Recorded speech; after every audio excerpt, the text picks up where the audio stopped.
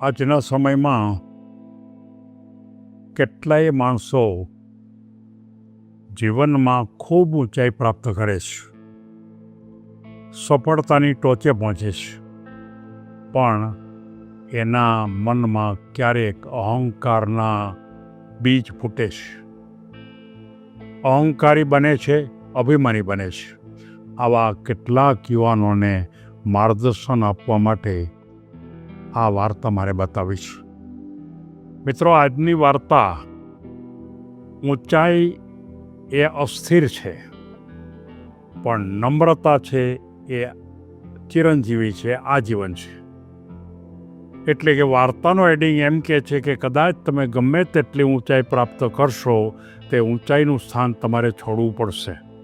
પણ જો તમે નમ્રતા નહીં રાખી હોય અને જો નમ્રતા કરશો, નમ્રતાથી રહેશો, તો એ જીવનભર તમારી સાથે જ રહેશે.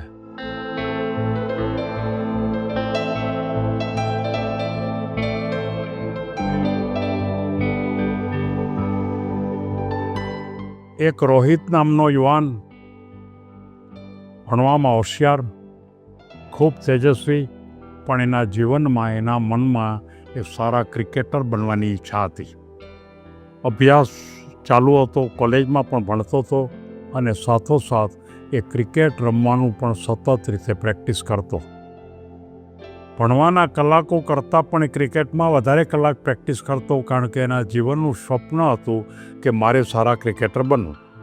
અને આખરે ધીમે ધીમે આગળ વધતા એ કદાચ ગામની ટીમ, શાળાની ટીમ, એનાથી આગળ વધીને તાલુકાની ટીમ, એમ કરતાં એ રાજ્યની ટીમ સુધી પહોંચી ગયો.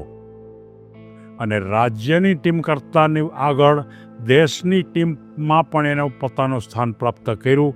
પણ એના મનમાં એક જ વાત હતી કે હંમેશા એ એક જ વાત કહેતો કે હું ગમે તેટલું જીત પ્રાપ્ત કરીશ, ગમે તેટલી સફળતા પ્રાપ્ત કરીશ, પણ એ બધી જ જે જીત અથવા સફળતા એ મારી નથી, પણ મારી ટીમની છે.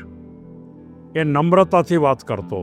ક્યારેક બહુ સારા રન કરે અને સારા રન કર્યા પછી એ ટીમ જીતે ત્યારે પણ એ પોતાને વધારે રન પોતે કર્યા છે એના કરતાં પોતાની ટીમ જીતી છે એ પ્રકારની નમ્રતાથી વાતો કરે.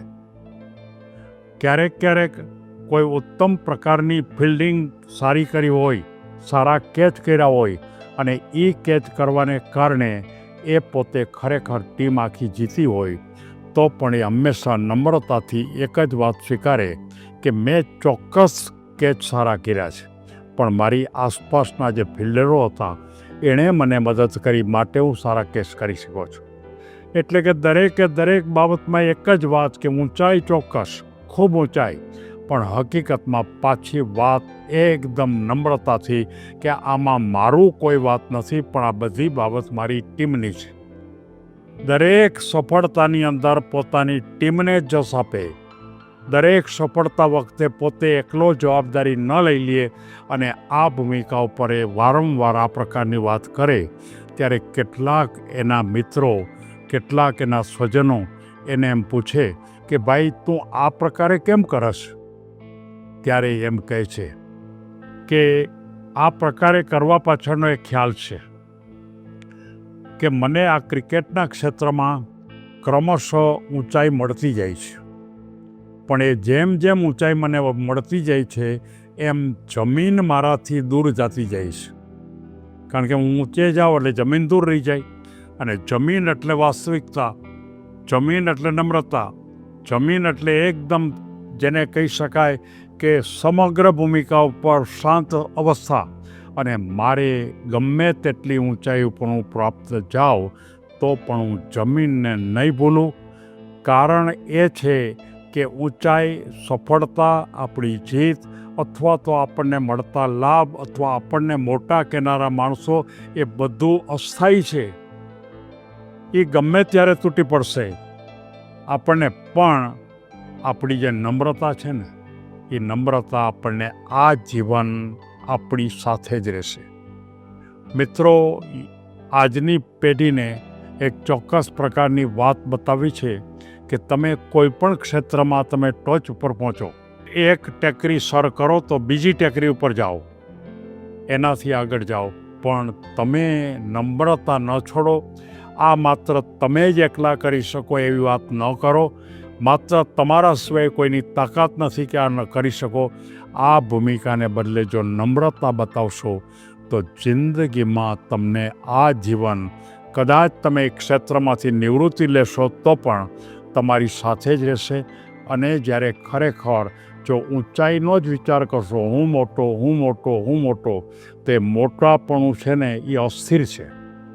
ગમે ત્યારે મોટાપણું ઢગલો બહાર નીકળી જશે અને આખા સમાજ આપણને ભૂલી જશે.